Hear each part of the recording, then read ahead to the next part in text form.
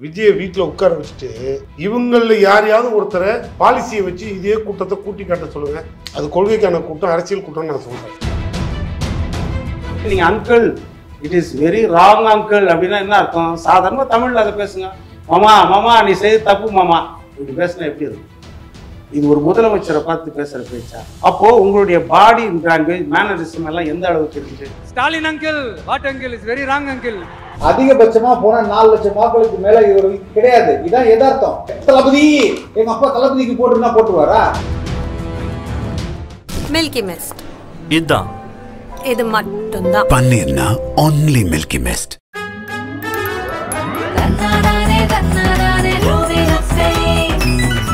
என்ன narration set பண்ணீங்க? Vijayakanth sir என்ன கொண்டாடுறாரு மேடையில? நான் விஜயகாந்த கொண்டாடுறது யார் இப்போ? எங்க உங்களுக்கு புரியுதா இல்லையாங்க? சொல்றதுக்கு கைய நீட்டுறீங்களே, நீங்க திரும்பி என்ன அதே கேள்விதான் நான் கேக்குறேன். சினிமாக்காரன் ஒரு வார்த்தையை பிராண்ட் பண்ண ட்ரை பண்றீங்க இல்லையா? அதை பேசுற தகுதி யாருக்கு இருக்குன்னு நான் இங்க கேக்குறேன். பரந்தூர் பிரச்சனையை பேசணுமா, காஞ்சிபுரத்துல ஒரு கூட்டம் போட்டோமா, உங்களோட நான் இருக்கிறேன் உங்கள் தாய்மாமன் அதுக்கப்புறம் பரந்தூர்ல என்ன செய்ய? இல்ல இல்ல இல்ல இல்ல இல்ல நான் பண்ணலங்க. இன்னைக்கு இருக்க முதலமைச்சர் மு.க. ஸ்டாலினுக்கும் தொண்டர்கள் கூட்டம். காரணம் கொள்கைக்கான கூட்டம். அது இங்க என்ன கொள்கை இருக்குன்னு நான் கேட்டேன், அதுக்கு பதில் இல்லை. அது ரசிகர்கள் கூட்டம். அது நஞ்சாம் குஞ்சா கத்தும் சத்தம் போடும். ஏன் இது வாக்குகளா மாறாதா? இந்த வார்த்தை நீங்க வாக்குகளா மாறாதா? நஞ்சாம் குஞ்சாண்ட வார்த்தை அத வர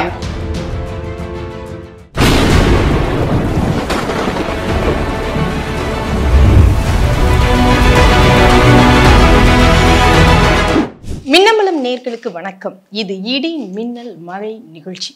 2026 தேர்தலுக்கான களம் சூடு பிடிக்க தொடங்கிவிட்டது.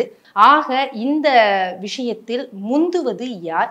இப்படி ஒவ்வொருவரும் விமர்சனம் செய்கிறது. யாருடைய வாக்குகள் பறிபோகக்கூடிய ஆபத்து இருக்கிறது? இது போன்ற பல கேள்விகள் இருக்கிறது. விவாதிக்கலாம். விருந்தினர்களாக திமுகவை சேர்ந்த திரு சூர்யா வெற்றிகொண்டான் அவர்கள், அரசியல் விமர்சகர் திரு பொன் வில்சன் அவர்கள், நாம் தமிழர் கட்சியின் திரு சசிகுமார் அவர்கள் மற்றும் விஜய் ஆதரவாளர் திரு அனந்தஜித் அவர்கள். விருந்தினர்களுக்கு வணக்கம். முதல் கேள்வியை நான் சூர்யா வெற்றிகொண்டான் அவர்களிடமிருந்தே ஆரம்பிக்கிறேன். நல்லா நிமிர்ந்து உட்கார்றீங்க, களத்துக்கு ரெடி ஆயிட்டீங்க அப்படிங்கிறதும் புரிஞ்சுக்கிட்டாச்சு. ஆனால் இடையில ஸ்டாலின் அங்கிள் அப்படின்னு விஜய் அவர்கள் பேசியெல்லாம் ஏதாவது குட்டையை குழப்புறாரா? என்ன பேசினாருன்னு கொஞ்சம் சொல்றீங்களா? என்ன பேசிட்டாரு? அவர் பேச்சு எந்த அளவுக்கு மக்கள் மத்தியில் ரீச் ஆச்சு? இல்லை என்னதான் கருத்து சொல்லிட்டாரு? ஏதாவது கருத்தியல் ஏதாவது பிரச்சனை வந்துச்சா? கொள்கையில் ஏதாவது சம்மந்தப்பட்ட பிரச்சனைகள் ஏதாவது கேள்வி கேட்டாரா? வேறு ஏதாவது கேள்வி இருந்தால் கேட்டுருங்க, நியாயமாக சொல்லிவிடுவோம். அவர் ரொம்ப பிரியமாக மாமான்னாரு, நாங்களும் சரி மாப்பிள்ள போயிட்டு வாங்கிட்டோம். சிம்பிள், அவ்வளோதான். பெரிய விஷயம் இல்லையே அது. வந்து மாமா மச்சான் விளையாட்டாது. அது இப்படி மாமா மச்சான் விளையாட்டுன்னு இல்லை, அவர் மாமன்னு சொன்னதுனால நாங்கள் மரியாதையாக மாப்பிள்ளை போயிட்டு வாங்கன்னு சொன்னோம். பார்த்து நடத்த மாப்பிள்ளை பிரச்சனை ஆகிட போகுதுன்னு சொல்லியிருக்கோம். இவ்வளோதான். அவர் என்ன இப்போ அவர் அரசியல்வாதி, இப்போ அரசியலுக்கு வந்து களங்கண்டு இல்லை எதேனும் எங்கள் கருத்தியல் எங்கள் கொள்கையில் ஏதேனும் பிரச்சனையை அவர் கண்டுபிடிச்சி இதை நீங்கள் செய்ய விட்டுட்டீங்க, இது செய்யறதுக்காக நான் அரசியலுக்கு வந்திருக்கேன் அப்படின்னு ஒரு வார்த்தையை விஜய் பேசிட்டாருன்னு இப்போ நீங்கள் ஒரு சீனியர் ஜேர்னலிஸ்ட் ஒன்றே ஒன்று இப்போ எனக்கு சொல்லுங்கள். இது வந்து ஒரு ஷூட்டிங்கு, ஓகேவா? ஷூட்டிங் எடுத்தாங்க, அவருக்கு எழுதி கொடுத்த ஸ்கிரிப்டை தெளிவாக பேசிட்டு திரும்பி ஓடி பண்ணையார் பண்ணை வீட்டில் படுத்துடுவார். அதுக்கப்புறம் அவன் திரும்பி யாராவது போய் எழுப்பி விட்டா திரும்பி ஒரு 6 மாதத்துக்கு அப்புறம் வருவார். அவ்வளோதான் அவரோட அரசியல். நாங்கள் அரசியல் களத்தில் விளாண்டுட்டு இருக்கோம், புரியுதா உங்களுக்கு? ஒன்றிய அரசோட போராடிக்கிட்டு இருக்கோம். ஒன்றிய அரசோடு வந்து தமிழ்நாட்டுக்கு வர வேண்டியதுக்காக போராடுறோம். வாழ்வாதாரம் இழந்த மக்களை அடுத்த கட்டத்துக்கு கொண்டு போகிறதுக்கு போராடிட்டு இருக்கோம். இவருக்கு எதுக்காக தெரியுமா? அவர் ஏதோ வசதி வாய்ப்பெல்லாம் வந்துருச்சு, அதனால் தெம்பா படுத்துட்டு 10 பேர் கூப்பிட்டு வாழ்க வாழ்கன்னு கோச்சம் போட்டு வீட்டுக்கு அனுப்புறானுங்க. இல்லை, இவரும் தானே விஜயும் தானே பாஜகவை எதிர்க்கிறாரு. அப்போ அந்த இடத்துல பாஜக எதிர்ப்புன்னு பார்க்குறப்ப விஜய்க்கும் கொஞ்சம் வாக்குகள் போகும். நான் சொல்கிறேன், அவர் பாஜகவோட பி டீம்னு. பாஜகவோட பி டீமாக தான் அவர் ஆக்ட் பண்ணுறாரு. எந்த இடத்துல அவர் வந்து பேசியிருக்காரு? இப்போ நீங்கள் சொன்னீங்க தமிழ்நாடு முதலமைச்சர் அங்கிள் அப்படின்னு சொன்னார். நீங்கள் எங்கள் மோடியை சொல்ல வேண்டியதானே? அவர் 2 பேரும் எதுக்குறாரு, திமுகவே எதுக்குறாரு. அதனால் அங்கிள் அப்படின்னு எங்களை பார்த்து சொன்னார். அடுத்து என்னோட எதிரி மோடினாரு. ஏன் மோடி அங்குன்னு சொல்ல வேண்டியதானே, இல்லை தாத்தான்னு சொல்ல வேண்டியதானே, மச்சான்னு சொல்ல வேண்டியதானே, இந்த உறவு தான் பிரச்சனை, இல்லை மாப்பிள்ளைன்னு சொல்ல வேண்டியதானே, ஏதோ ஒன்று சொல்ல வேண்டியதானே மேடம். அதான் நரேந்திர தாமோதர் தாஸ் மோடிஜி அவர்களே அப்படிங்கிறாரு. அது மட்டும் என்ன மோடிஜி, அது என்ன மோடிஜி? நீங்க ஏதாவது ஒரு வார்த்தை பேசினீங்கன்னா இந்நேரம் தூக்கிட்டு போய் டெல்லி பீகார் பக்கம் படுக்க வச்சிருப்பானுவோம். அந்த பயம் இருக்குல்ல, காரணம் வேற ஒன்றும் இல்லை, அது பி டீம். இங்கே அவரை கொண்டு வந்து நிப்பாட்டி நீ எதையும் பற்றி யோசிக்காம கூட்டணியில் ஆட்சியில் பங்கு தரேன்னு சொல்லு, திமுக கூட்டணியை உடைச்சிப்பாரு, அங்கே இருக்கிற மைனாரிட்டி ஓட்டெல்லாம் கிளப்பிப்பாரு, எங்களுக்கு தான் ஓட்டு போட மாட்டான், நாங்கள் என்ன சொன்னாலும் எடப்பாடியை இனிமேல் நம்ப மாட்டான், அதனால் நாங்கள் இனிமேல் விட்ட எடப்பாடியை திரும்பி பிடிச்சிட்டு வந்து உள்ளே வச்சுக்கிறோம், நீ இனிமேல் இந்த மைனாரிட்டி ஓட்டை பிரிக்கணும்னா புதுசாக ஒரு கம்பெனியை ஸ்டார்ட் பண்ணி அதில் ஏதோ ஒரு 4 பேருக்கு வேலை தரேன்னு பேசுப்பா வசனம்னு எழுதி கொடுத்த ஸ்கிரிப்ட். இவ்வளோதான் விஜயோட டோட்டல் அரசியல். சரி, இப்படித்தானே வந்து காங்கிரஸும் திமுகவை பார்த்து 1967 எல்லாம் முன்னாடி பேசுனது, விசிலடிச்சான் குஞ்சுகள்னு இதே தானே திமுகவை பார்த்து சொன்னது. நாங்கள் 49 ஆரம்பித்தோம், கொள்கைக்காக ஆரம்பித்தோம். ஓகேவா? என்ன கொள்கை? காங்கிரஸால் ஏற்பட்ட இழப்பு அதை சரி செய்யறதுக்கு ஒரு கட்சி தேவைப்படுது, நாங்கள் இருக்கோம். அது கொடுக்கப்பட்ட தாழ்த்தப்பட்ட பிற்படுத்தப்பட்ட மக்களுக்காக உள்ளே வந்தோம், கொள்கைக்காக வந்தோம். இன்னமும் கொள்கைக்காக தான் காப்பாற்றிட்டு போராடிட்டு இருக்கோம். இது கொள்கைக்காக உருவானது. விஜயோட கொள்கை என்ன? விஜய் என்ன கொள்கையை வச்சு நீங்க அரசியலுக்கு வராது? எதையாவது ஒன்ன சொல்லுங்க, ஏன்னா வாடகைக்கு தம்பியை வச்சு ஒரு வசனமாக பேச வைங்க பார்ப்போம். அனந்த்ஜி, அப்போ மாற்று அப்படின்னு சொல்லும் போது எதை வைத்து வருகிறார் விஜய்னு திரும்ப திரும்ப இந்த கேள்வி கேட்கப்படுது. 67 77 வரலாறு திரும்பும்னா அந்த வரலாறே வேற விஷயம், திடீர்னு அந்த வரலாறு திரும்பும் அப்படின்னா என்ன மாற்று? மாற்று அப்படின்றது இங்கே வந்து மாற்றணும் அப்படின்றதுக்காக எல்லாருமே வந்து இப்போ இந்த தண்ணி பாட்டில் கொடுத்துருக்கீங்க, அண்ணன் மாதிரி நான் குடிக்கூடாதுன்றதுக்காக நான் காதில் ஊற்றிக்க முடியாது. அண்ணன் செய்கிற செயலில் இருக்கக்கூடிய தவறை சுட்டி காட்டுறதுக்கு இங்கே மாற்று அரசியல் இல்லைன்ற ஒரு நிலை ஏற்பட்டுடுச்சு. 2014-15 காலகட்டத்தில் ஜெயலலிதா அம்மா எப்படி ஒரு ரெட்டாரிக் செட் பண்ணாங்க, கண்ணு கெட்டின தூரம் வரைக்கும் எதிரியே இல்லைன்னு. 2011 வாஷ் அவுட் ஆனாங்கல்ல டிஎம்கே, 2011 வாஷ் அவுட்னு ஒன்று ஆனாங்கல்ல. 2016 திரும்பவும் ஜெயிக்க முடியாமல் 14லையும் தோற்று தமிழகத்தில் எனக்கு எதிரியே என்ற ஒரு நிலை ஏற்பட்டது. அப்போ அவங்களுடைய ஒரு மரணம் தமிழகத்துக்கு என்ன ஏற்படுத்துச்சுன்னு பார்த்தோம். அந்த முதல்வர் சீட் வந்து ஒரு மெர்ரிகோ ரவுண்டு மாதிரி, மியூசிக் சேர் மாதிரி ஆச்சு. அந்த நிலைமையெல்லாம் நம்ம பார்த்தோம். இது ஜனநாயகத்துக்கே ஆபத்து. இங்கே ஆட்சி அரசியலெல்லாம் ரெண்டாவது, ஜனநாயகம் மக்களாட்சி தான் இங்கே ரொம்ப பிரதானம். இங்கே கேள்வி கேட்கறதுக்கு ஆள் என்ற நிலைமை வரலாமா இன்னொரு வாட்டி? அதே நிலைமை திரும்ப 2023 அதே நிலைமை தமிழகத்துக்கு வந்துருச்சு. இதை யாரும் பேசலை. கலைஞருக்கே இன்றைய முதல்வரை துணை முதல்வர் ஆக்கிறதுக்கு எத்தனை ஆண்டுகள் தேவைப்பட்டது? ஆனால் முதல் தேர்தலில் சீட்டு வாங்குறாரு, ஜெயிக்கிறாரு, உடனே அமைச்சர், உடனே துணை முதலமைச்சர், நாளைய தமிழகமே இளவரசரே. இது மக்களாட்சிக்கு ஆபத்து இல்லையா? இதை எதிர்த்து கேட்கறதுக்கும் எந்த கட்சிக்கும் பெருசா பலம் இல்லை, கூட இருக்கிறவங்களாலையும் கேட்க முடியல. இந்த நிலைமை மக்களாட்சிக்கு இப்படியே தொடர்ந்தா இல்ல இது புதுசா நீங்க கேக்குறீங்க. வாரிசு அரசியல் இந்தியா முழுமைக்கும் எடுத்துக்கிட்டா கூட அதுதான் ஒவ்வொரு கட்டத்திலையும் நம்ம பார்த்தோம்னா இதுதான் உங்களுக்கு வந்து ஜனநாயகத்துக்கு ஆபத்து. உதயநிதி துணை முதலமைச்சர் ஆனது ஜனநாயகத்துக்கு ஆபத்து. அதை எதிர்ப்பதற்காக விஜய் வருகிறார் அப்படின்னா நீங்க அப்படி புரிஞ்சுக்கிட்டீங்க. நான் என்ன சொன்னேன்னா, திமுகக்கு மாற்றே இல்லை. இங்க திமுகவை எதிர்க்கிறதுக்கு போதுமான சக்தி யார்கிட்டயுமே இல்லை. அஇஅதிமுக தலைமை இல்லை, நாளை சில்ல உடஞ்சு கிடக்கு. பாஜக தமிழகத்துல இடமே இல்லை. சீமான் அண்ணன் இன்னும் போதுமான அளவு வளரல. ஆமா 8% இருக்கிறாரு இல்லைங்களா, இன்னும் போதுமான அளவுக்கு வளரல. நான் சீமான வளர மாட்டான்னு சொல்ல மாட்டேன், போதுமான அளவுக்கு வளரல. இன்னைக்கு யாரும் எதிர்க்க முடியாது. 26 நாங்க தான், 29 நாங்க தான், 31 36 நாங்க தான், 200+ ஜெயிப்போன்ற நிலைமை ஏற்படுது. அன்னைக்கு அந்த நிலைமை இருந்துச்சு 23 கடைசியில. இன்னைக்கு அந்த நிலைமையில இருக்கா திமுக? இன்னைக்கு தேவை எங்க கொண்டு போய் திமுக நிறுத்தி இருக்குன்னா, இளவரசரேன்னு கூப்பிட்டவங்க, சின்னவரேன்னு கூப்பிட்டவங்க எல்லாம் இன்னைக்கு ஓரணியில் தமிழ்நாடு பேனர்ல உதயநிதி போட்டோ கூட இல்லை. ஏன் மாத்துறீங்க? ஏன் எடுத்தீங்க? ஏன் வெறும் முதல்வர் போட்டோ போட்டு வச்சிருக்கீங்க? எதனால மாறுச்சு? இதுக்கு முன்னாடி எந்த தேர்தலுக்கு எல்லா கட்சியும் ஒரு வருஷத்துக்கு முன்னாடி பிரதான எதிர்கட்சி போகவே மாட்டேன்னு சொன்ன பாஜக கூட்டணிக்கு போயிருக்காங்க. இன்னைக்கு ஒரு வருஷத்துக்கு முன்னாடி பாஜக கிரிட்டிசைஸ் பண்ணியிருக்காங்க திமுக. 4 வருஷம் எலெக்ஷனை பற்றி யோசிப்பாங்க, ஒரு வருஷம் ஃபுல்லாக எலெக்ஷனுக்காக வேலை பார்ப்பாங்க. இது பாஜகவோட ஸ்டைல். ஒரு டெவலப்மெண்ட்டும் இருக்காது அந்த மாடல்னு. இன்னைக்கு என்ன நடந்துகிட்டு இருக்கு தமிழ்நாட்டில்? ஒரு வருஷத்துக்கு முன்னாடியே கேம்பெயின் ஆரம்பிக்க வேண்டிய தேவை என்ன? இப்போ போறாங்க வீடு தேடி ஸ்டாலின் வீடு தேடி முதல்வர்னு போய் மெம்பர்ஷிப் டிரைவ் நடந்துகிட்டு இருக்கு. 75 ஆண்டு கால கட்சிக்கு மெம்பர்ஷிப் டிரைவ் நடத்துற வயசா இது? இதெல்லாம் ஏன் இந்த மாற்றம் வருதுன்னா, இந்த அரசியல்ல நீங்க 1000 பேட்டு பேசலாம், ஆன் பேப்பர் நீங்க சொல்றீங்க இல்லையா, இந்த கொள்கை கோட்பாடு அதெல்லாம் இருக்கு தாவேகாக்கு. ஆனா அதான் என்னன்னு கேக்குறேன் சொல்றேன் நான் வரேன். ஆனா இது எல்லாத்தையும் தாண்டி என்ன நீங்க களத்துக்கு கொண்டு போய் கடத்துறீங்க? இங்க சமூக நீதி, ஜாதி கட்டமைப்பை உடைப்போன்னு எல்லா விளக்கனையும் பேசுறோம்ல. ஆனா இன்னைக்கு வரைக்கும் ஆணவ கொலைக்கு ஒரு தடுப்பு சட்டம் கொண்டு வர்றதுக்கு எத்தனை இருக்கமா பேசி இருக்கமா? ஆணவ தடுப்பு ஆணவ கொலை தமிழ்நாட்டில் நடக்குதாங்க. கவின் விவகாரத்துல விஜய் என்ன பண்ணாங்க, தாவேகா என்ன பண்ணாங்க பாக்கலீங்களா? இன்னைக்கு சுப்ரீம் கோர்ட்டுக்கு போயிட்டு டைரக்டிவ் கேட்டு ரெஜிஸ்டர் பண்ணிருக்கோம். இந்த மாதிரி எனக்கு புரியல. எனக்கு என்ன புரியலன்னா, மற்ற கட்சியெல்லாம் பார்க்கும்போது உங்களுக்கு எப்படி தெரியும்னா, அது ஒரு கட்சி, அந்த கட்சிக்கு வந்து ஆஃபீஸ் பேரர்ஸ் இருப்பாங்க, எல்லாரும் சேர்ந்து அந்த இயக்கத்தை பயணிப்பாங்க, அங்கே ஒரு வேலை நடக்கும். ஆனால் தாவேக்கான்னு வந்தால் மட்டும் விஜய் சாரே வந்து எல்லா ரூபங்களும் எடுத்துடணும். முதல்வர் வேட்பாளர்ல இருந்து பூத் ஏஜென்ட் வரைக்கும் முதல்வர் விஜய் சார் அவர் தானே சொல்றாரு. 234 தொகுதிகளை நிக்கிறவர் விஜய் தான் ஒரு முகம் சொல்றாரு, பல முகம் தானே. சிம்பாலிசம் மக்களுக்கு அவர் என்ன சொல்ல வர்றாருன்னு.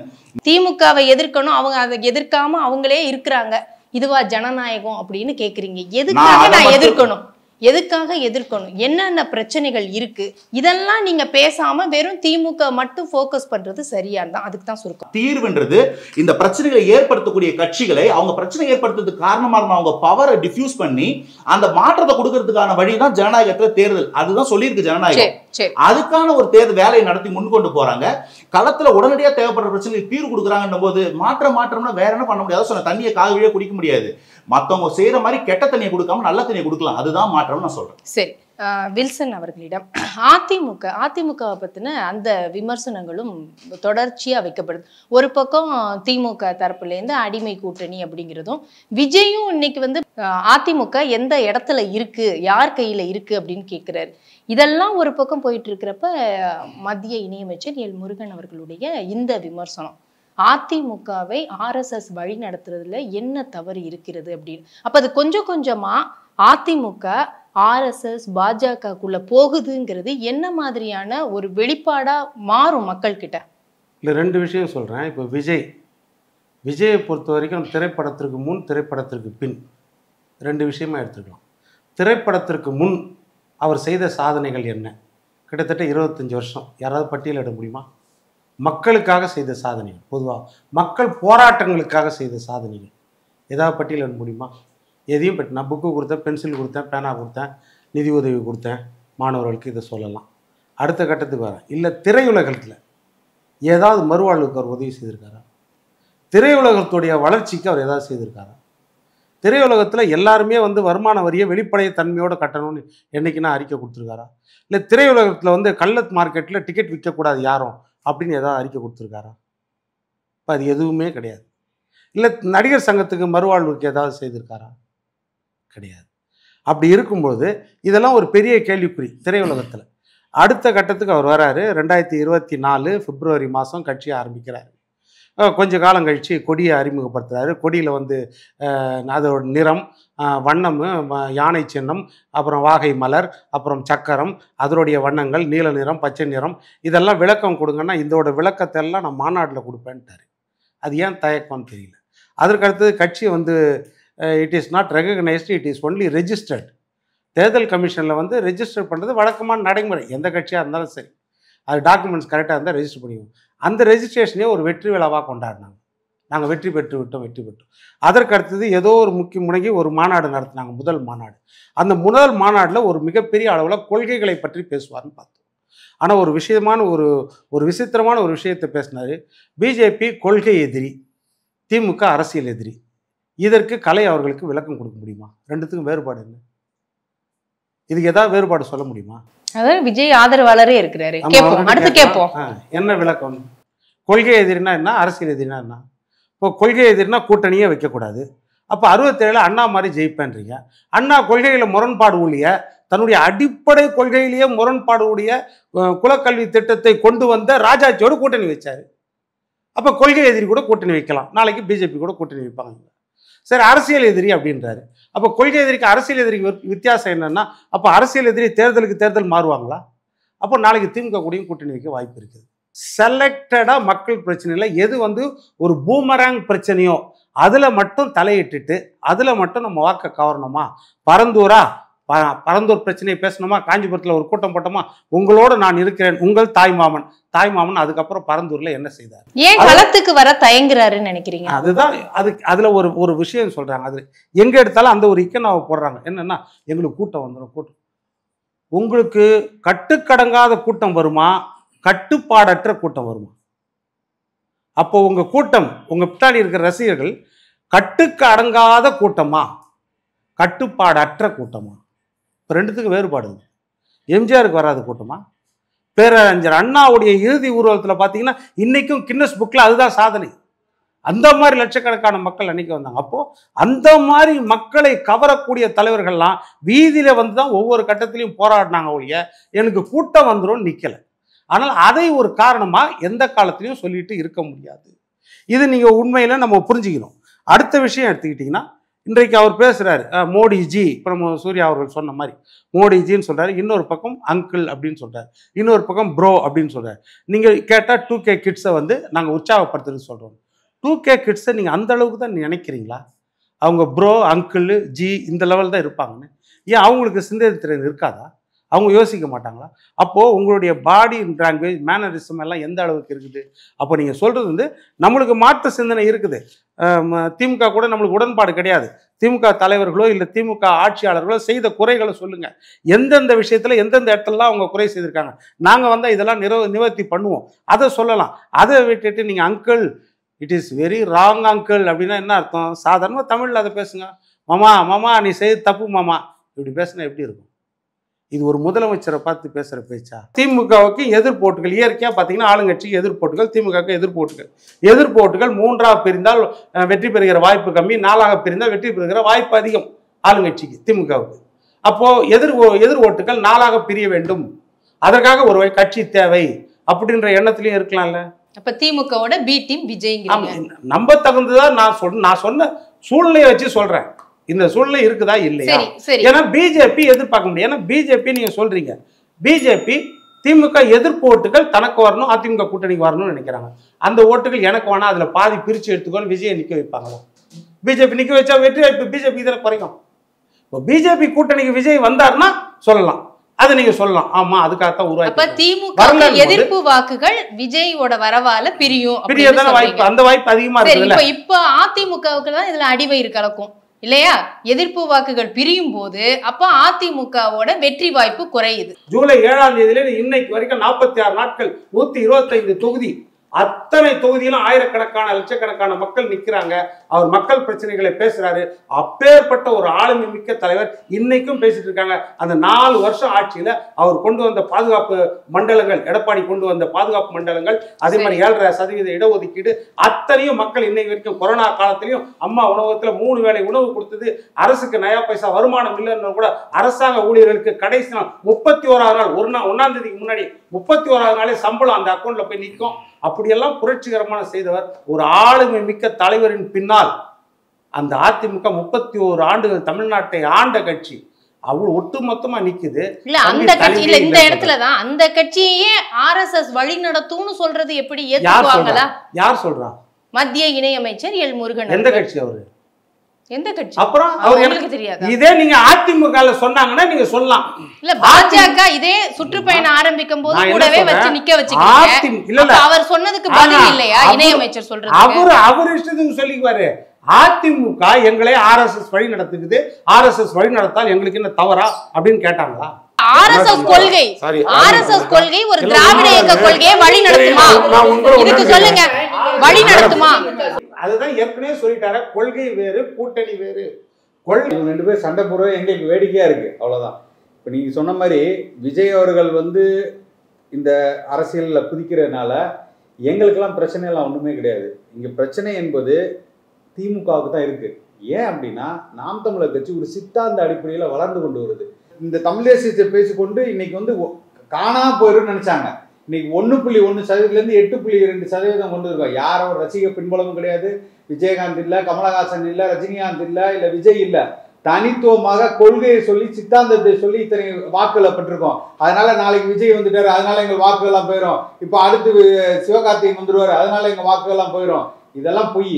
எங்கெல்லாம் இப்போ ஐயோ சொன்ன மாதிரி அதிமுக இருக்கக்கூடிய வாக்குகள், அது பாஜக சேர்ந்ததுனால் விழக்கூடிய வாக்குகள், திமுகவில் இருக்கக்கூடிய அதிருப்தி வாக்குகள். ஒரு வீட்டுல 10 ஓட்டு திமுகவுக்கு இருந்துச்சுன்னா அதுல 4 ஓட்டு பிரியுது. ஏன் பிரியுது அப்படின்னா இந்த திமுகவின் செயல்பாடுகள். திமுக தொடர்ச்சியாக அவர்கள் உதயநிதிக்கு கொடுக்கறதும் அடுத்து இன்ப நிதியை கொண்டு வரதும் இப்படி வாரிசு அரசியல் வர்றதுனாலையும் தொடர்ச்சியாக இங்கு சிறுபான்மையர் மக்களாக இருக்கட்டும் இல்ல தாழ்த்தப்பட்டவர் ஒடுக்கப்பட்டவர்கள் எல்லோருக்குமான அநீதிகள் இழைக்கப்படுறதுனாலையும் தொடர்ச்சியாக ஊழல் இருக்கிறதுனாலையும் மக்கள் அதிருப்தியில் இருக்காங்க. யாரு? திமுகவின் உறுப்பினர்களா? திமுக இத்தனை ஆண்டுகள் வாக்கு செலுத்துறாங்களா? அவர்களே இன்னைக்கு அதிருப்தியில் இருக்காங்க. இதெல்லாம் தேர்தல் வாக்கு அரசியல்ல பிரதிபலிக்குமா? நீங்க சொல்றீங்க சிறுபான்மையினர் அதிருப்தியில இருக்காங்க. 69% 2021 சிறுபான்மையினர் தான் போட்டிருக்காங்க திமுகவுக்கு. எப்படி நீங்க இல்லன்னு சொல்றீங்க? அதிருப்தியில எப்படி இல்ல நீங்க சொல்லுவீங்க? நாங்க பேசுனதுனால சொல்றேன். இன்னைக்கு தூய்மை பணியாளர் போராட்டம் யாரோட போராட்டம்? இன்னைக்கு வேங்கவேல் பிரச்சனை இன்னைக்கு முடியாம இருக்கு. அது யாரோட பிரச்சனைகள்? அதெல்லாம் தாழ்த்தப்பட்டவர்கள் பிரச்சனை இல்லையா? அதுக்கெல்லாம் இந்த அரசாங்கம் என்ன செய்தது? இல்ல 2021ல இருந்து இல்ல 2021ல இருந்து இந்த பிரச்சனை எல்லாம் இருக்கு. ஆனா 24ல 40 MP வாங்குறாங்க.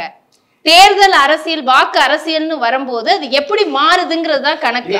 இப்ப இந்த 8% எந்த இடத்துல குறைய போகுதுங்கிறது நான் கேக்குறேன். குறையாதுங்கிற எங்களோட வாக்குகள் ஒருபோதும் குறையாதுங்கிற. நாங்கள் இந்த திராவிடம் என்பதை உடைத்து அதிலிருந்து வாக்குகள் எடுத்துக்கொண்டு வர்றோம். தமிழ் தேசியம் என்ற ஒரு கொள்கையை விதைத்து இன்னைக்கு அறுவடை செஞ்சுட்டு இருக்கோம். இதுக்கும் இடையில சினிமா ரசிகர்களாக வந்தவருக்கும் சினிமா ரசிகர்கள் போறப்போ வாக்குகளும் எங்களுக்கான வாக்குகள் அல்ல. அப்படி இருந்தா நாங்கள் வீழ்ந்திருப்போம். அங்க இளைஞர் கூட்டம் வருது. நான் ஒரு தெளிவுக்காக கேட்கிறேன். இப்ப விஜயுடைய அந்த மாநாடு இளைஞர் கூட்டம் அதிகமாக வருகிறது. இங்கேயும் நாம் தமிழர் கட்சியிலையும் இளைஞர்கள் கூட்டம் தான். அப்ப இந்த இடத்துல ஏதாவது பிரியுமா? அதே மாதிரி முதல் முறை வாக்காளர்களா இருக்கட்டும் எல்லாரும் நாம் தமிழர்களுக்குன்னு இருக்கிற ஒரு சொத்து மாதிரி இப்ப இந்த இடத்துல கூட்டம் அலமோதுது. அப்போ எப்படி அது மாறும்? நீங்க ஒரு கணக்கே வச்சுங்களேன். நீங்க சொல்றபடி நாங்க சொல்றது 1 லட்சம் நாற்காலிகள் போடப்பட்டது. ஒரு 1.5 லட்சத்துல 2 லட்சம் பேர் வந்திருப்பாங்க. இதான் கணக்குங்க. 2 லட்சம் பேர் அங்க வந்திருந்தாங்கன்னா அதுல குழந்தைகள் இருக்காங்க, 18 வயசுக்கு கம்மியானவங்க இருக்காங்க, கேரளாவை சேர்ந்தவங்க வந்திருக்கான், ஆந்திராவை சேர்ந்தவங்க வந்திருக்கான், ரசிகர் பீகார்ல இருந்து வந்திருக்கான். இத்தனை பேர் அங்க வந்திருக்காங்க. வாக்குகள் இல்லாதவங்க வந்திருக்காங்க. அந்த 2 லட்சம் வாக்குகள்ல ஒரு 50,000 எடுத்துருவோமா? மீதி 1.5 லட்சம் வாக்குகள் இருக்குமா? இவர்கள் எல்லாம் ஒரு ரசிகர்கள் தான். இவர்கள் நாளை போய் இவர்கள் ஒரு இன்ஃபுளுன்ஸா இருந்து வாக்குகளை கவர்ந்து வருவாங்களா? கிடையாது. அதிகபட்சமா போனா 4 லட்சம் வாக்குகளுக்கு மேல இவர்களுக்கு கிடையாது. இதான் யதார்த்தம். நான் சொல்ற கலை யதார்த்தம் சொல்றேன். நீங்க 1.5 லட்சம் பேர் போய் நாளைக்கு அவங்க அப்பா அம்மாட்ட போய் வாக்கு கேட்க முடியுமா? ரசிகர் தளபதி எங்க அப்பா தளபதிக்கு போட்டுனா போட்டுருவாரா? இத்தனை ஆண்டுகள் கொள்கை சித்தாந்தத்தை வச்சு பேசி வாக்களித்தவர் இவர் சொல்றதுக்காக இவர் போய் ஓட்டை கன்வெர்ட் பண்ண முடியுமா? வந்த 2 லட்சம் பேரை தாண்டி ஒரு வாக்களிக்க முடியுமா? முடியாது. ஒரு கலை யதார்த்தம். இவர்கள் என்ன செய்யறாங்கன்னா ரொம்ப யதார்த்தமா நம்ம சொல்லணும்னா இந்த திமுகவின் வாக்குகள் எங்கெல்லாம் சரியுதோ அதெல்லாம் பேலன்ஸ் பண்றதுக்கு இந்த மாதிரி ஆளுகளை இறக்கி விடுறாங்க. இவ்வளவுதான் தவிர இவர்கள் போய் இந்த மண்ணில ஒரு மாற்றத்தை விதைச்சிருவாங்க, இவர்கள் இந்த மண்ணில் பெரிய புரட்சியை ஏற்படுத்திடுவாங்க, ஒரு கொள்கை சித்தாந்தத்தை இந்த மக்களிடம் விதைத்து அதிலிருந்து அறுவடை செய்வாங்க அப்படிலாம் இல்ல. இதுக்கும் நாம் தமிழர் கட்சியின் வாக்குகளுக்கும் மொத்தமாக வித்தியாசமா இருக்கு. சரி, ஆனந்தஜி அப்போ இந்த வாக்குகள் அப்படிங்கிறது எப்படி வர்றதுக்கு வாய்ப்பு இருக்கு தாவேகாவுக்கு? நான் அடுத்த வருஷம் சிஎம் வேட்பாளர்ங்கிறது நீங்க சொல்லிட்டீங்க, விஜய் அவர்கள் தான். அடுத்ததா சிஎம் சீட்ல உட்காரணுங்கிற முடிவுல வேலை பார்க்கறாங்க. அப்படி இருக்கும்போது எப்படி வரும்? அதிமுக திமுக 2 பெரிய திராவிட கட்சிகள், நாம் தமிழர் கட்சி இருக்குது. 4 முனை போட்டியில என்ன வாய்ப்பு இருக்குன்னு நீங்க நம்புறீங்க? இங்க மக்களுக்காக இங்க காமராஜர் அவர்கள் மதிய உணவு திட்டத்தை போட்டதா இருக்கட்டும், அதை சத்துணவு திட்டமா மாத்துறதா இருக்கட்டும், இன்னைக்கு அதை முதல்வர் காலை உணவு திட்டமா போடுறதா இருக்கட்டும், இதை கொண்டாடும் போது இதை கவர்மெண்டோட கஜானால இருந்து எடுத்து போடுறவங்களை கொண்டாடும் போது கை காசுல இருந்து கிராஸ் ரூட்ல இருக்கிற ஒருத்தன் அவன் காசுல இருந்து 10 ரூபா செலவு பண்ணி ஒண்ணு செய்யும் போது அதை இங்க கொண்டாடுறதுக்கு மனசே இல்லை. என்ன பண்ணாருன்னு கேட்கிறாரு. என் கேள்வி என்னன்னா, பவர்ல உட்கார்ந்துட்டு இருந்தவங்களை பத்தி நான் பேசிட்டு இருக்கேன். அரசியல்ல வந்த ஒருத்தரை பத்தி நீங்க கேட்டுக்கிட்டு இருக்கீங்க. இது குத்தம் சொல்றதுக்கு கையை நீட்டுறீங்களே, நீங்க திரும்பி என்ன பண்ணீங்க? அதே கேள்விதான் நான் கேட்கிறேன். இங்க அரசியல் நீங்க ஒண்ணு பேசுறீங்க இல்லையா, சினிமாக்காரன் ஒரு வார்த்தையை பிராண்ட் பண்ண ட்ரை பண்றீங்க இல்லையா, அதை பேசுற தகுதி யாருக்கு இருக்குன்னு நான் இங்க கேட்கிறேன். துணை முதலமைச்சர் யாரு? கலைஞர் யாரு? ஸ்டாலின் அவர்கள் யாரு? ஜெயலலிதா அம்மையார் யாரு, எம்ஜிஆர் அவர்கள் யாரு, சீமான் அண்ணன் யாருங்க? நான் காலேஜ் படிக்கும் போது ஸ்கூல் படிக்கும் போது எங்க மேடை போட்டாருன்னா டைரக்டர் சீமான் வராருன்னு சொல்லி தான் நாங்க போய் கூட்டத்துல பார்ப்போம். இப்ப எல்லாரும் இங்க திரைத்துறையில இருந்து வரலாம், அவங்க எல்லாமே நல்லவங்க, அவங்க எல்லாம் ஆட்சிக்கு வந்த பிறகோ அவங்க மக்கள் கிட்ட இருந்து ஒரு செல்வாக்கு வாங்கி அரசு கஜானா நல்லா பண்ணதுக்கு அப்புறம் அவங்க நல்லவங்க. ஆனா திரைத்துறையிலிருந்து இன்னைக்கு வந்த ஒருத்தருக்கு நம்ம வந்து அந்த அங்கீகாரமா அந்த வாய்ப்பை கூட கொடுக்க மாட்டோம். இல்ல, பாக்குறவங்களுக்கு புரியும். இது எல்லாத்தையும் தாண்டி இன்னைக்கு இவங்க எல்லாரும் விஜயகாந்த் சாரை கொண்டாடுறாங்க. நான் கேட்கிற கேள்விக்கு பதில் சொல்ல முடியுமா?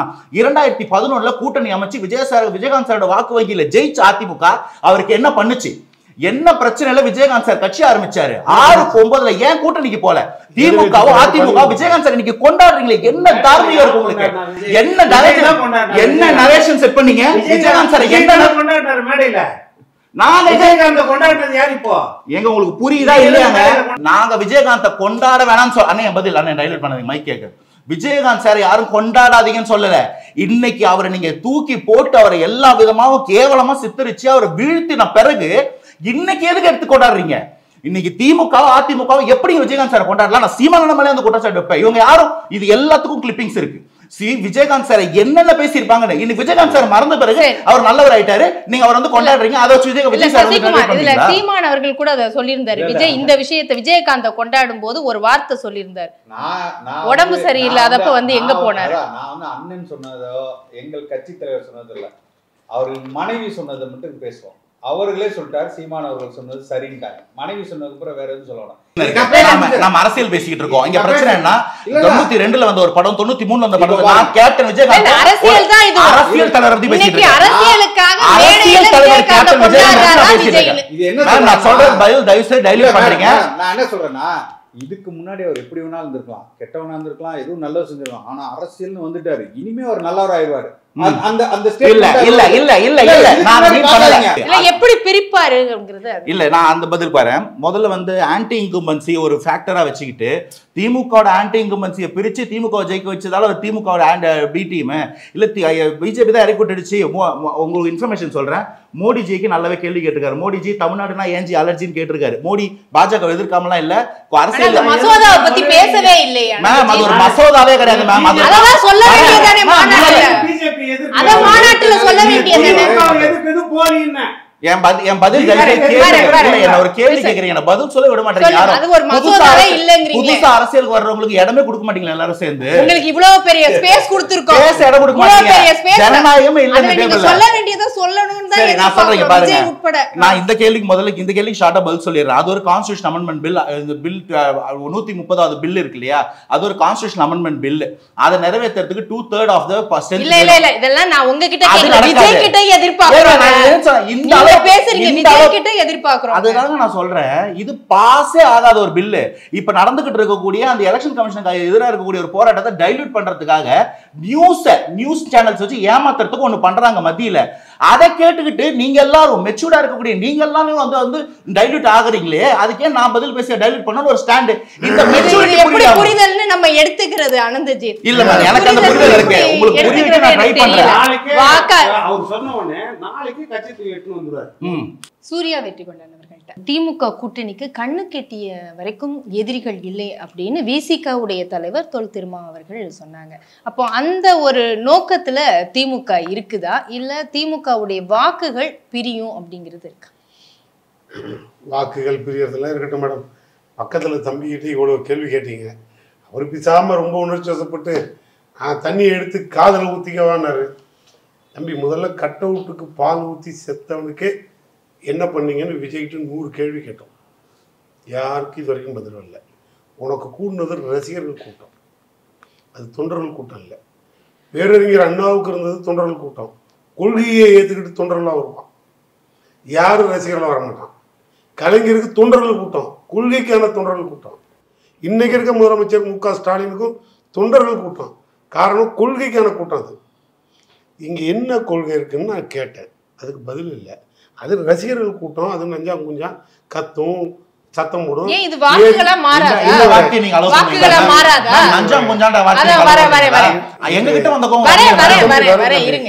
எவ்வளோ சொன்ன, எவ்வளோ சொன்ன, நேத்தான் வந்திருக்க, பரவாயில்ல நல்லா பேசுங்க, வேண்டாம் நான் சொன்னேன் இசாம டைல்யூட்டுன்னு உங்கள்கிட்ட சரக்கே இல்லையே, அப்புறம் எதை ஊற்றி டைல்யூட் பண்ணுறது? திமுக சரக்கு டாஸ்மாக் எந்த சரி, சரக்கு ஊத்தினா dilute பண்ணுவாங்க. கருத்துக்கு வருவோம். வார்த்தைக்கு வார்த்தை டைல்யூட் நீ என்ன உன்ட்ட இருக்குன்னா டைல்யூட் இல்ல அந்த கூட்டம் இவ்வளவு பெரிய கூட்டம் வந்திருக்குல்ல, மேடம், நான் நீங்க இல்ல நான் சொல்றேன் சார், இப்ப கொள்கையே இல்லங்கிறீங்க. நாங்க கொள்கை இல்லாதவருக்கு முதல் மாநாட்டிலேயே இவ்வளவு கூட்டம் வருது, 2வது மாநாட்டிலேயே இவ்வளவு கூட்டம் வருது. விஜயை வீட்டில் வச்சுட்டு அப்படியே போட்டுருங்க. விஜயை வீட்டில் உட்கார வச்சுட்டு இவங்களில் யாரையாவது ஒருத்தரை பாலிசியை வச்சு இதே கூட்டத்தை கூட்டி காட்ட சொல்லுங்க. அது கொள்கைக்கான கூட்டம், அரசியல் கூட்டம்னு நான் சொல்றேன். உங்க சமூகத்தை சார்ந்த கிறிஸ்டின் இந்த நாட்டில் இருக்கக்கூடாதுன்னு சொன்னவன் பிஜேபி. எத்தனை முறை நீ வெளில வந்து போராடிருக்கீங்க? எமர்ஜென்சியை சந்திச்ச கட்சி திமுக. நீங்க சந்தேக கேஸில் கூட உள்ள போகாத தலைவர் நீங்க. உங்களையும் எங்களையும் ஒன்றா ஒப்பிட்டு ஒன்றா உட்கார வச்சுட்டா நான் உன்னை திமுக ஒழித்திடுவேன் இவர் மேடையை போடுவார். திமுக இப்போ எங்கள் அண்ணன் கூட சொன்னார், சீமாண்ணன் நீங்கள்லாம் திமுக அடிமைன்னாரு. இவர் எந்த தேசத்தை ஆண்டாரு? ஆனால் திரும்பி கேட்க மாட்டேன்னா ஆளுநரை ஏற்றி எத்தனை நாள் இவர் போய் உண்ணாவிரதம் வந்திருக்காரு? இல்ல அப்ப நீங்க பாஜகவை மட்டும்தான் எதிர்க்கணும்னு நீங்க அந்த பக்கம் ஏன் பால தள்ளுறீங்க? திமுகவை எதிர்த்து அவர் போராடுறாருல்ல. தமிழ்நாட்டுக்கு வர ஆபத்து, தமிழ்நாட்டுக்கு வர ஆபத்து, தமிழனுக்கு வர ஆபத்து. தமிழனை அமித்ஷா அங்க போய் திருட்டு போய் இவன் தமிழனை நம்பி போலாமான்னு கேட்டார் அந்த பாண்டியன் ஒரு ஐஏஎஸ். சீமான் எத்தனை நாள் போய் எங்க மறியல் பண்ணாரு? இல்ல சூர்யா சார், இல்ல அப்ப பாஜகவை எதிர்க்கணும், பாஜகங்கிற ஒரு பூதம் வருதுன்னு நீங்க காட்டி நீங்க தூய்மை பணியாளர்கள் பிரச்சனையை விடுவீங்க, இங்க இருக்கக்கூடிய ஆணவ கொலை பிரச்சனையை விடுவீங்க, வேங்கை வயல் பிரச்சனையை விடுவீங்க, இந்த மாதிரி மாநில பிரச்சனை எல்லாம் நீங்க தட்டி விட்டுருவீங்க. பாஜக வருது, பாஜக வருது, தமிழனே ஒன்றுபடுங்கள், ஓரணியில் தமிழ்நாடா?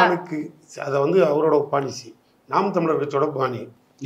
ஒரு ஆளு டெபாசிட் வாங்கிறேன்னு சொல்ல சார், முதல்ல உங்களை ஏத்துக்கிறதுனா சார் இருங்க சார், இருங்க சார், உங்களை ஏத்துக்கிறதுனா தமிழ்நாட்டு மக்கள்கிட்ட போய் நில்லுங்க, உங்களை நம்பட்டும். உங்களை ஒரு ஒத்த தொகுதியில கூட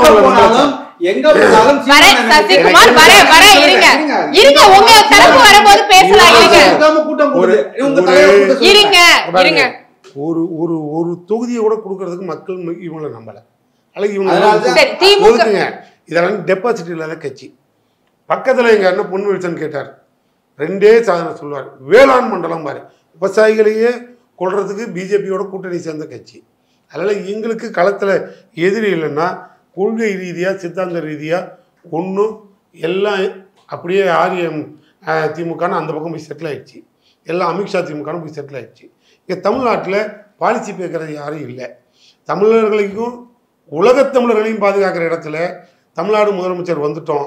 அதனால தான் பீகார் வரைக்கும் போய் சமூக நீதி என்னன்னு ஒரு தமிழை சொல்லி கொடுத்துட்டு வரோம். ஒரு தமிழை போய் பீகாரில் சொல்லி கொடுத்துட்டு வரோம் சமூக நீதியை பற்றி. தமிழ்நாட்டில் எங்களுக்கு எவனும் பாடம் எடுக்க வேண்டாம், நாங்கள் தெளிவாக இருக்கோம். முடிஞ்சால் வர சொல்லுங்க, 6 மாதம் ட்ரைனிங் எடுத்துகிட்டு போய் அரசியலை கற்றுக்க சொல்லுங்க. சரி, இது நிறைவு கருத்தாவே எடுத்துக்கிறேன். வில்சன் அவர்களிடம் கூட்டணிங்கிறது நிர்ணயிக்கக்கூடிய இடத்துல இருக்கும் தமிழ்நாட்டை பொறுத்த வரைக்கும். இப்ப திமுக கூட்டணி வலுவா இருக்கு. கொஞ்ச நாட்கள் முன்பு பிரம்மாண்டமான கட்சி ஒண்ணு இணைய போகுது, கூட்டணி வைக்க போகுது அதிமுகவுடன் அப்படின்னு இபிஎஸ் அவர்கள் பேசினார். என்ன கட்சியா இருக்கும்? இல்ல அதெல்லாம் நான் சொல்லி இப்போ அதே மாதிரி தான் ஒரு 2 மாசத்துக்கு முன்னாடியே வந்து திரு ஸ்டாலின் அவர்களும் சொன்னாரு, எங்க கூட சில கட்சிகள் இணைய போகுதுன்னு. இது வரைக்கும் அது அடிஷனலா இப்ப இருக்கிறது அந்த கூட்டணி வலுவா இருக்கு. நான் சொல்றேன் வலுவா இருக்கு, கூட்டணி இருக்குதுன்னு சொல்லுங்க. வலுவா இருக்குதுன்னா இப்போ திமுக வந்து அந்த கூட்டணியை நம்பி தான் இருக்குதா? அப்போ அதிமுக அந்த எதுவுமே நம்பி வரல, எந்த கட்சியுமே வரல. அதிமுக திமுகவை பொறுத்த வரைக்கும் கூட்டணிகளை நம்பி இருக்க மாட்டார்கள். அதுல அதிமுக மிக அதிகமாக கூட்டணியை நம்பி இருக்கு. கூட்டணின்றது ஒரு ஆடட் அட்வான்டேஜ். அபவ் 30-35க்கு மேல இருக்கிற கூட்டணி தான் ஆட்சியை பிடிக்க முடியும், இல்லைன்னா இருக்கிற கட்சி தான் ஆட்சியை பிடிக்க முடியும். அந்த 35க்கு மேல இருக்கிற இடத்துல வந்து எப்பவுமே திமுக அதிமுக களத்துல நின்றுருக்கிறாங்க. ஒரு சிலிண்டர் மார்ஜின் இருந்தால் சட்டமன்ற தேர்தலில் வந்து வெற்றியோ தோல்வியோ 2 பேருக்கும் வரும். இன்றைக்கு 4 முனை போட்டி இருக்கும்போது அபவ் 30 இருந்தாலே ஒரு கூட்டணி வெற்றி வாய்ப்புக்கு வழிவகுக்கக்கூடிய இது இருக்கும். இப்போ விஜய் கட்சியை கூட நம்ம என்ன யோசிக்கிறோம்னா, அவங்க வரட்டும், களத்தில் உழைக்கட்டும், இன்னும் 8 மாசம் இருக்கும். 4 மேலையும் பொழுதொரு வண்ணமாக ஒவ்வொரு பிரச்சனையா தமிழ்நாட்டு மக்கள் ஃபேஸ் பண்ணிட்டு இருக்காங்க. அந்த பிரச்சனைகளை நீங்க ஃபேஸ் பண்ணணும். டெய்லி நீங்க போராட்டம் நடத்தணும், ஆட்சியாளருக்கு கிட்ட கொடுக்கணும், கைது நடவடிக்கை இருக்கலாம், இல்லைன்னா சட்டம் ஒழுங்கு பிரச்சனை இருக்கலாம், இல்லை நீதிமன்றம் வந்து நீதிமன்றத்தின் மூலமாக கூட அனுமதி பெற வேண்டியது இருக்கும், ஆர்ப்பாட்டம். அப்ப டெய்லி நீங்க பண்ணீங்கன்னா தான் அந்த களத்துக்கு அந்த சேச்சுரேஷன் பாயிண்ட்டுக்கு வர முடியும்.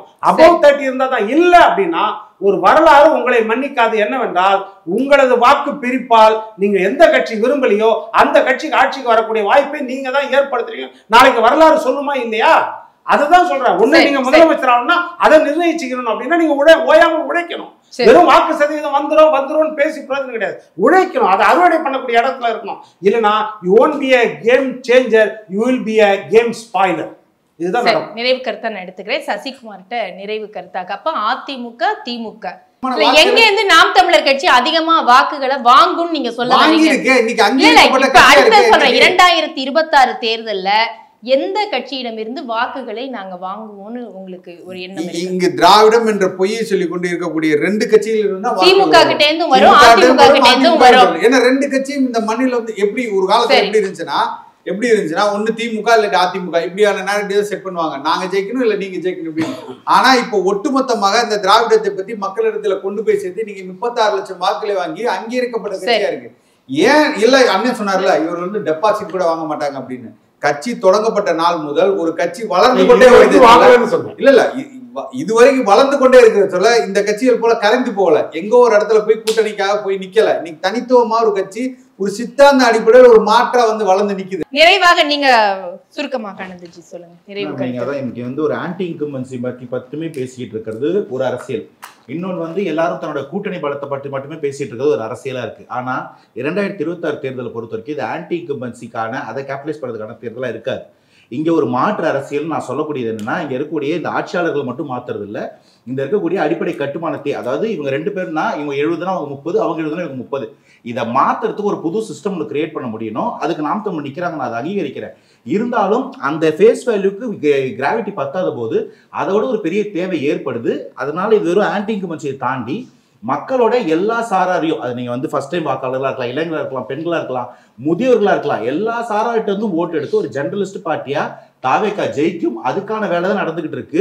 இதற்காக என்னென்ன பண்ண முடியும்? எல்லாரையும் அரவணைக்கிற வேலையை பண்ணலாம். ஆனா எல்லாத்தையும் காம்ப்ரமைஸ் பண்ணிக்கிட்டு இன்னும் கூட்டணி பத்தல, மெகா கூட்டணியா உலகவே திரும்பி பார்க்குற அளவுக்கு ஒரு கூட்டணி வச்சிருந்து கூட அந்த கூட்டணி பத்தல. இன்னும் புதுசா கட்சி ஆரம்பிச்சிருந்தா பாருன்னு கூப்பிடுற அளவுக்கு தாவேக்காக தொய்வு இல்லை. அது திமுகவுக்கும் அதிமுக தொய்வு இருக்கு. அவங்களோட கூட்டணி தேடல் தான் அவங்களுடைய வீக்னஸ்க்கான இன்னையோட எக்ஸிபிஷன். அந்த கூட்டணி தேடல் விஜய்க்கு கூட இருந்தது இல்ல மேம். அதாவது பங்குன்னு சொல்லி பார்த்தாரு, இன்ன வரைக்கும் வரலையே. முதல் மாநாட்டுல சொல்றேன், எனக்கு வந்து கூட்டணி மட்டும்தான் தேவைன்னு தேடுறது வேற, எனக்கு கூட்டணியே வேணாம்னு சொல்ற ஈகோ வேற. இங்க ஒரு கூட்டணி தேவைப்பட்டா அதை அமைக்கிறதுக்கு தயார், அதுக்கான ஆட்சியிலையும் அது வந்து பங்கு தரோன்ற நிலைப்பாடு வேற. இது எல்லாத்தையும் தாண்டி தனியா நிற்க வேண்டிய தேவை இருந்தால் அதையும் நடக்கும். தனியா நின்னாலும் இது வந்து ஆன்டி இன்கம்பன்சி கார்னர் பண்ற ஒரு எலெக்ஷன் இருக்காது. எல்லா சாரார்கிட்ட இருந்து ஓட்டு பிரியும். அது நீங்க தேர்தலில் பார்ப்பீங்க. பொறுத்திருந்து பார்க்கலாம் 2026 தேர்தல் களம் எப்படி இருக்க போகிறது என்பதை. எங்கெங்கெல்லாம் வாக்குகள் பிரிய போகிறது, யாருடைய வாக்கு வங்கி பறிபோக போகிறது, யாருடைய வாக்கு வங்கி அதிகரிக்க போகிறது என்பதெல்லாம் மக்கள் தீர்மானிப்பார்கள்.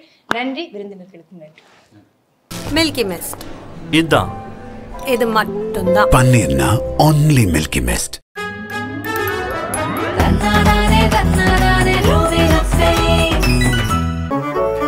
மின்னம்பலம்.com தமிழின் முதல் மொபைல் பத்திரிகை.